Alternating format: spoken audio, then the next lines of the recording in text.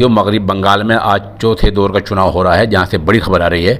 और ये चुनाव मगरबी बंगाल के 5 ज़िलों में है। 44 सीटों पर चुनाव हो रहा है और बताया जा रहा है कि 10 और 11 बजे के आसपास फौज की फायरिंग में 4 लोगों की मौत हो गई है।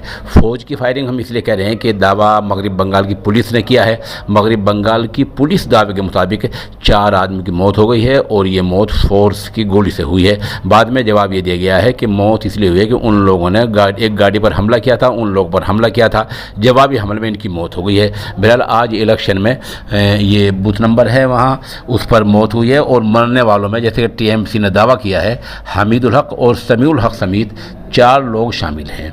आपको बता दें, खबर में थोड़ी तफसील है कि आज वहाँ जो इलेक्शन हो रहे हैं मगरबी बंगाल के 5 ज़िलों की 44 सीटों पर आज चौथे दौर के चुनाव हो रहे हैं।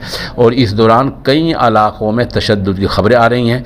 ये जो इलाका है ये कुछ बिहार वहाँ का इलाका है। कुछ बिहार के सीतालकुची में तृणमूल कांग्रेस और भारतीय जनता पार्टी के हामियों के दरमियान आपस में भिड़ गए।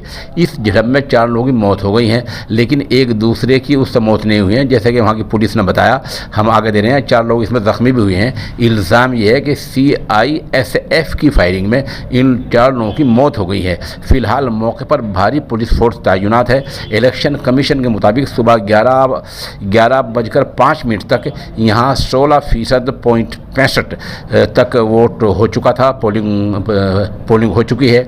इस दौर में यानी आज चौथा दौर है, इसमें 373 उम्मीदवार मैदान में हैं और इनकी किस्मत का फैसला जो है काफ़ी लोग जो है वहाँ कर रहे हैं। इस तरह से आज ये जो सीटें हैं ये हुगली की 10 सीटों पर जो है मतदान हो रहा है।